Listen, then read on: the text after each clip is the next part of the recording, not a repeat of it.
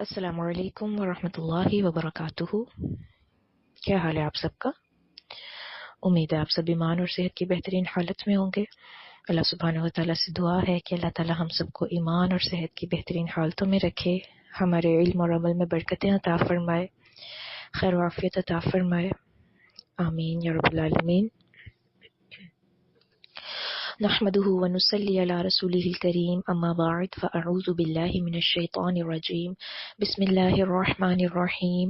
रब्बिश्रह ली सदरी व यस्सिर ली अमरी वहलुल उक़दतम मिन लिसानी यफ़क़हू क़ौली वजअल ली वज़ीरम मिन अहली रब्बि ज़िदनी इल्मा। अल्लाहुम्मा फ़क़्क़िहना फ़िद्दीन। अल्लाहुम्मा अन्फ़अना बिमा अल्लमतना व अल्लिमना मा यनफ़अुना व ज़िदना इल्मा। रब्बि यस्सिर व ला तुअस्सिर व तम्मिम बिल खैर। अल्लाहुम्मा अख़लिसना लिवज्हिकल करीम। अल्लाहुम्मा बारिक लना फ़ी औक़ातिना व जहदिना। आमीन या रब्बल आलमीन। सूरत अल मुल्क, जिसमें अब तक हम लोगों ने जाना अल्लाह सुब्हानहू व तआला का तारुफ, उसकी तख्लीक़ात और उसकी कुदरत का तारुफ। फिर हमने देखा कि ज़िंदगी का मकसद इस सूरत में क्या बताया गया, और फिर जो इस ज़िंदगी के मकसद को पूरा करते हैं, अहसन अमल करते हैं, अल्लाह से गायबाना तौर पर डरते हैं, उनके लिए क्या इनाम है।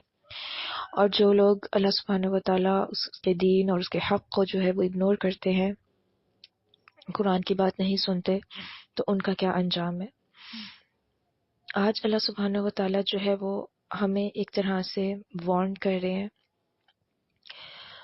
और हमसे सवालिया अंदाज में पूछ रहे हैं कि क्या तुम बेखौफ हो गए हो, क्या तुम्हें डर नहीं लगता। आयत नंबर 16। अऊज़ु बिल्लाहि मिनश शैतानिर रजीम। अअमिनतुम मन फिस समाइ अन यख़सिफ़ बिकुमुल अर्द फ़इज़ा हिय तमूर। अम अमिनतुम मन फिस समाइ अन युरसिल अलैकुम हासिबा फसतअलमून कैफ़ नज़ीर। वलक़द कज़्ज़ब अल्लज़ीन मिन क़ब्लिहिम फ़कैफ़ कान नक़ीर। अअमिनतुम, क्या बेखौफ हो गए तुम, मन, उससे जो, फिस्समाई, आसमानों में है, अन के, यख़सिफ़ा, वो धंसा दे, बिकुम, तुम्हें, अल अर्द, जमीन में, फ़इज़ा, तो अचानक, हिया, वो, तमूर, वो लरज़ने लगे। अल्लाह सुब्हानहू व तआला इस आयत में हमसे पूछ रहे हैं, क्या तुम बेखौफ हो गए हो, क्या तुम्हें अल्लाह सुब्हानहू व तआला की ज़ात से डर नहीं लगता, क्या तुम अल्लाह के अज़ाब से अमन में आ गए हो। क्या बेखौफ हो गए हो तुम उससे जो आसमान में है। किसकी तरफ इशारा है? अल्लाह सुब्हानहू व तआला की तरफ। तो यहाँ से क्या बात पता चलती है कि अल्लाह सुब्हानहू व तआला वजूद के एतबार से अर्श पर है, 7 आसमानों के पार अर्श, और उसके ऊपर अल्लाह ताला वजूद के एतबार से है। लेकिन अल्लाह सुब्हानहू व तआला का इल्म जो है वो पूरी कायनात पर वसी है। क्योंकि हमारे यहाँ एक अकीदा ये भी बनाया गया है कि अल्लाह ताला हर जगह मौजूद है, हर दिल में, हर पत्ते में, हर शजर में, हर पत्थर में। तो ये जो अकीदा है कि अल्लाह हर जगह मौजूद है, ये दुरुस्त नहीं है। अल्लाह इल्म के एतबार से हर चीज़ पर वुसअत रखता है, हर चीज़ को जानने वाला है, लेकिन फिज़िकली अपने वजूद के एतबार से वो अर्श पे मुस्तवी है, जैसे कुरान पाक में भी आता है। और यहाँ पर भी अल्लाह ने कहा, मन फिस समा, क्या तुम बेखौफ हो गए हो उससे जो आसमानों में है। किस चीज़ के बारे में? अन यख़सिफ़ बिकुमुल अर्द, कि वो तुम्हें ज़मीन में धंसा दे, फ़इज़ा हिय तमूर, और अचानक से फिर वो लरज़ने लगे। आप देखें, ये अल्लाह सुब्हानहू व तआला का हमारे ऊपर एक सबसे बड़ा एहसान है कि ये ज़मीन अपने अंदर इस कदर शिद्दत होने के बावजूद भी जो है हमारे लिए ठहरी हुई है। आप सब जानते हैं कि ज़मीन के अंदरूनी हिस्से में लावा भड़कता रहता है। फिर आप देखें, ज़मीन में जो कशिश सकल है, जो अपने आप अपनी तरफ खींचने की जो उसके अंदर सलाहियत है, वो एक लिमिट में है। अगर ज़मीन हमें जो है मजबूती से पकड़ ले, अपनी कशिश सकल को ज़्यादा कर दे, तो आप देखें हम एक कदम के बाद अगला कदम उठा ही ना पाएं, हम इसके ऊपर ही चिपके रह जाएं। या फिर ये अपने अंदरूनी लावे या मादे की शिद्दत की वजह से फट पड़े, तो आप देखें ज़मीन में आबादी कहाँ बस सकती है। तो ये अल्लाह का بہت بڑا احسان ہے کہ اس نے اس زمین کو ہمارے لیے مطیع بنا دیا، ہمارے لیے سہل بنا دیا، آسان بنا دیا کہ ہم سب کچھ کرتے ہیں۔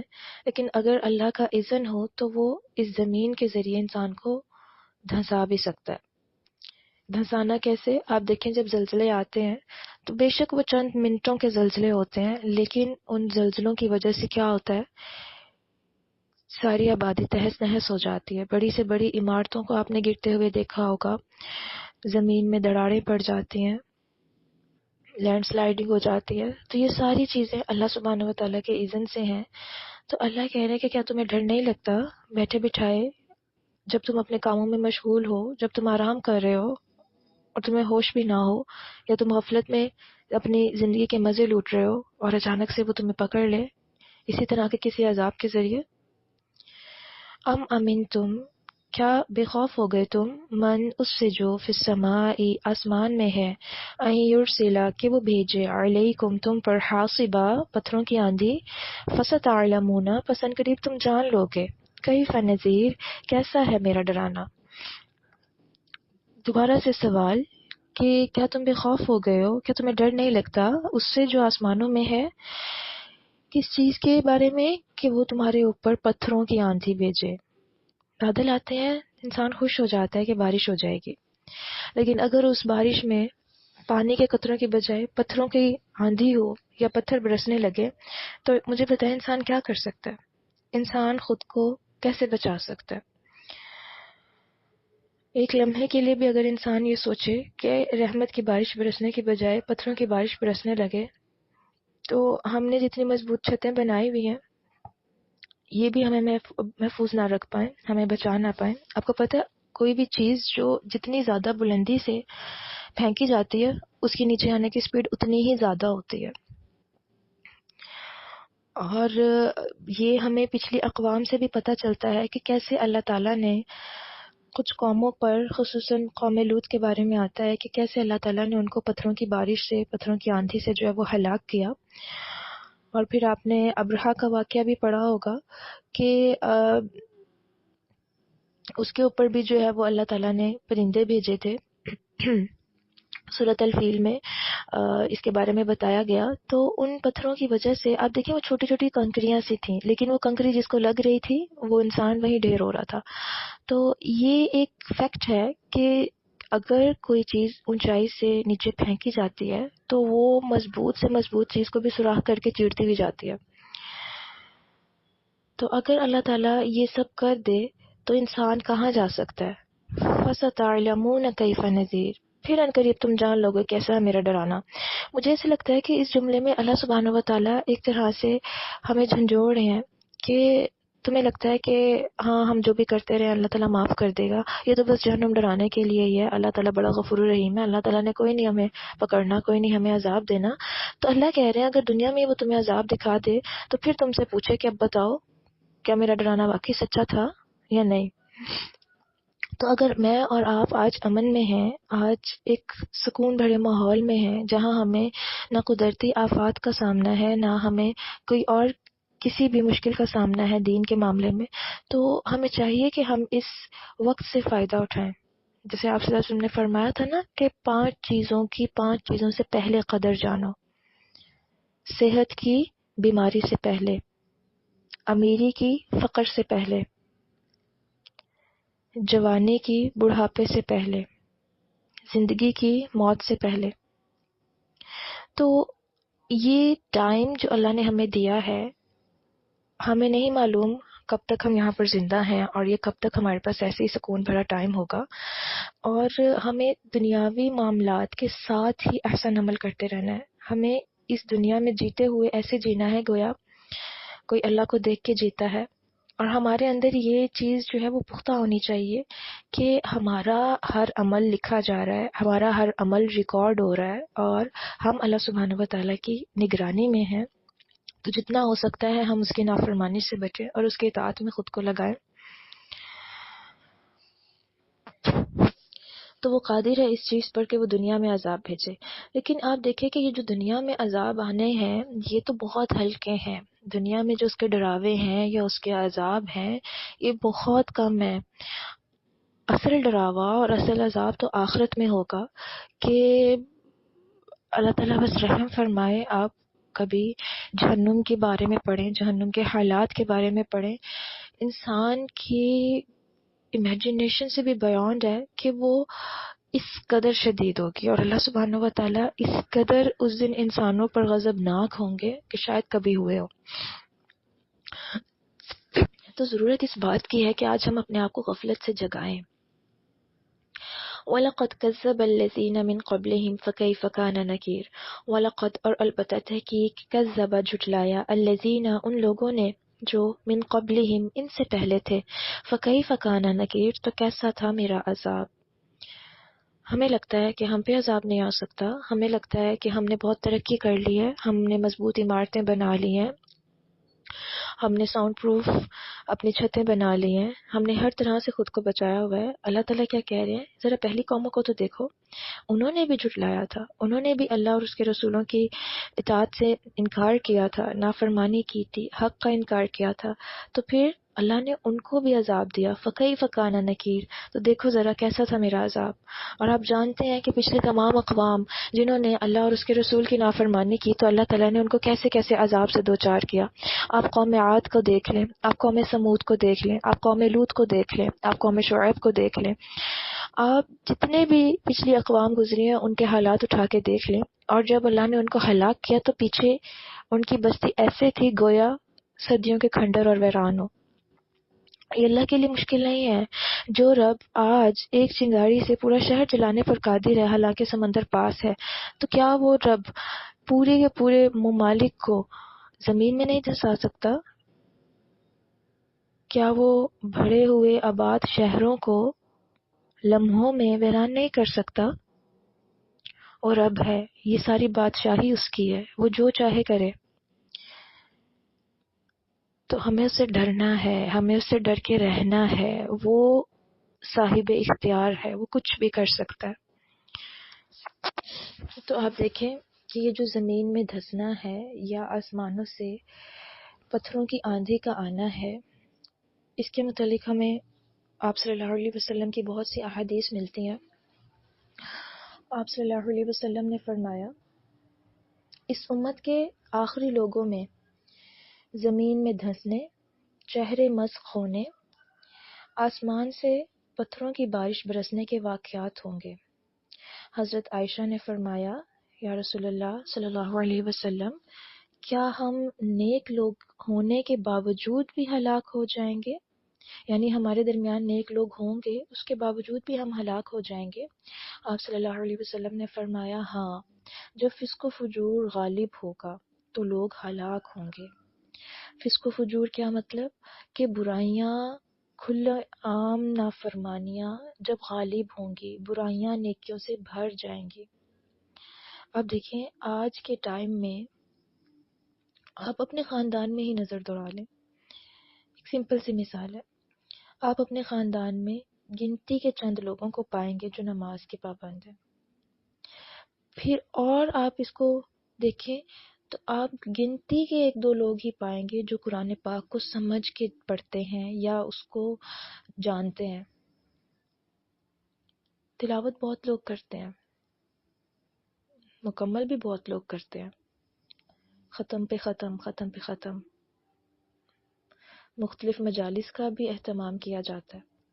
لیکن جہاں تک اس کتاب کو سمجھنے کی بات ہے کہ عربی پڑھیں اور سمجھ آ رہا ہو کہ اللہ سبحانہ و تعالیٰ ہم سے کیا فرما رہے ہیں، آپ دیکھیں گے بہت گنے چنے لوگ ہیں، بہت گنے چنے لوگ ہیں.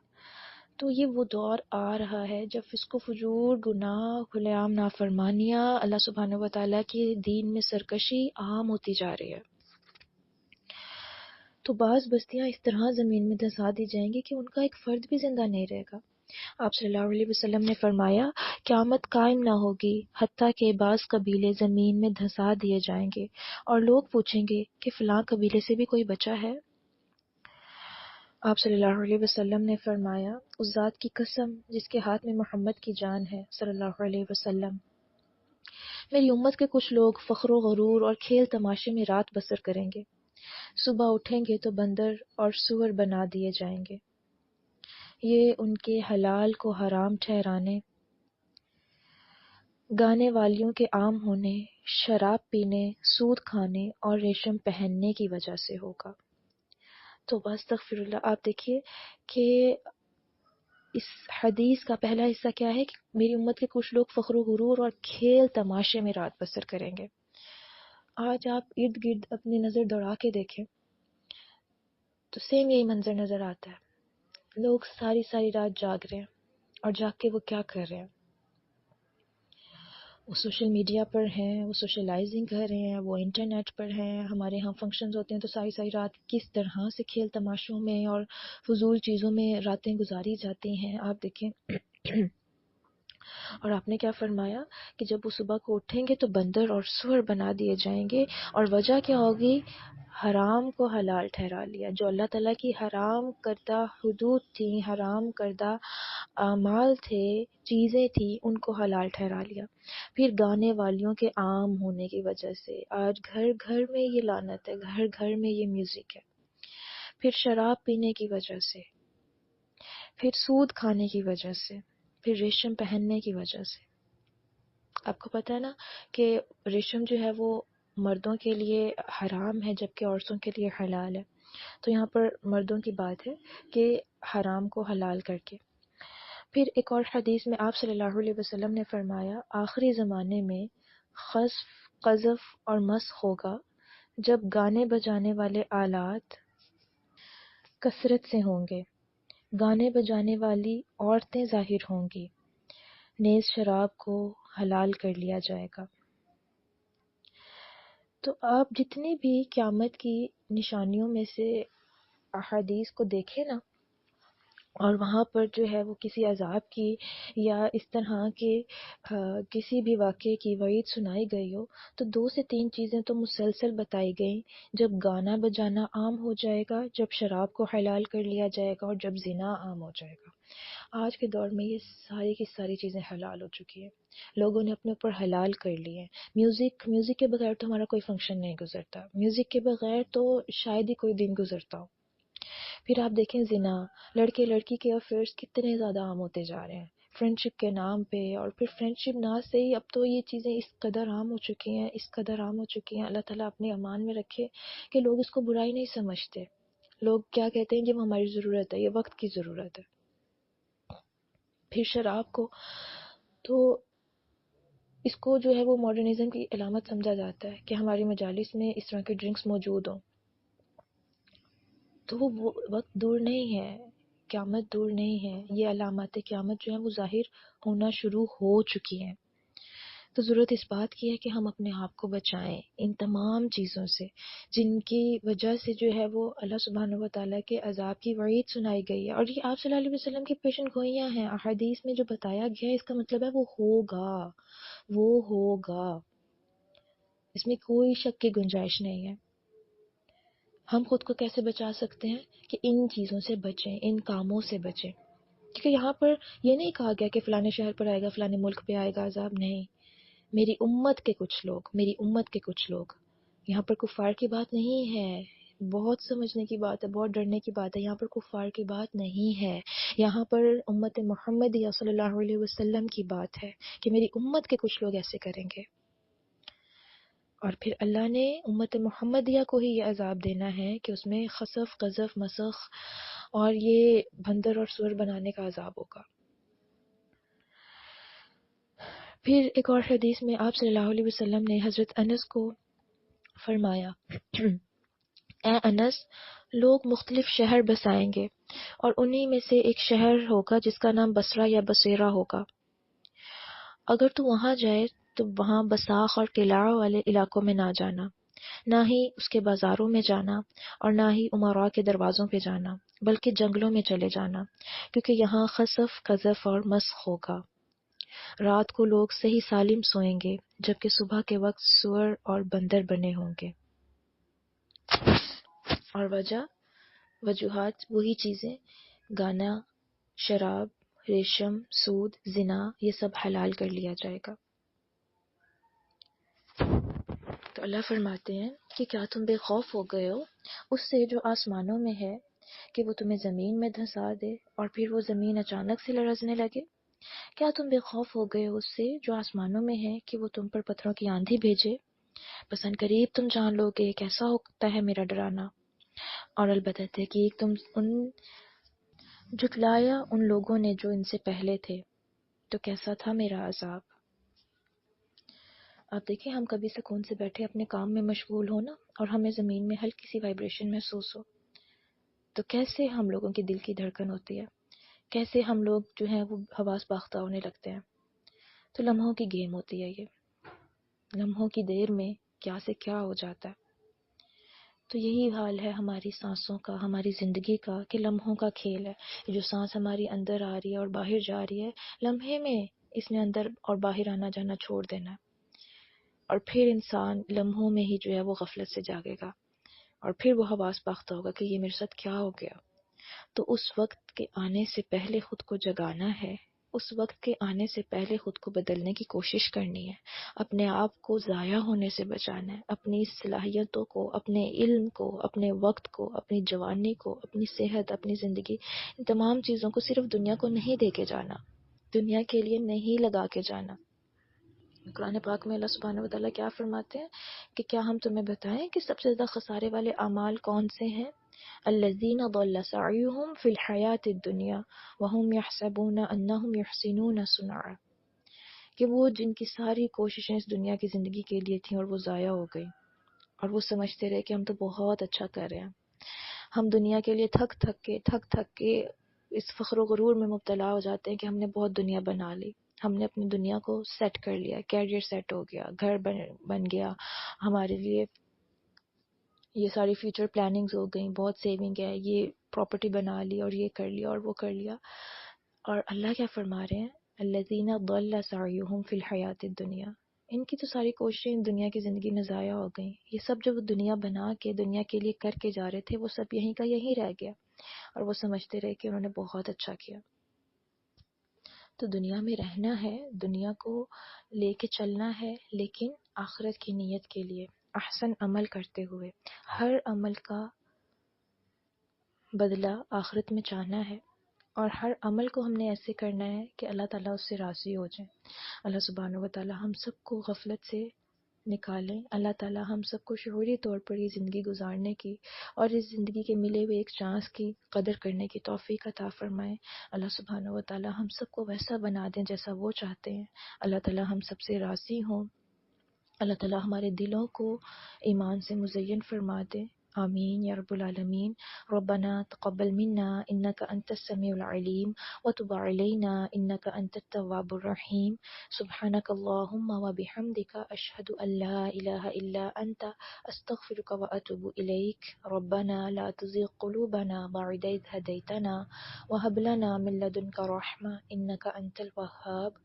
رب ارحمهما كما ربياني صغيرا، آمین یا رب العالمین۔ السلام علیکم ورحمۃ اللہ وبرکاتہ۔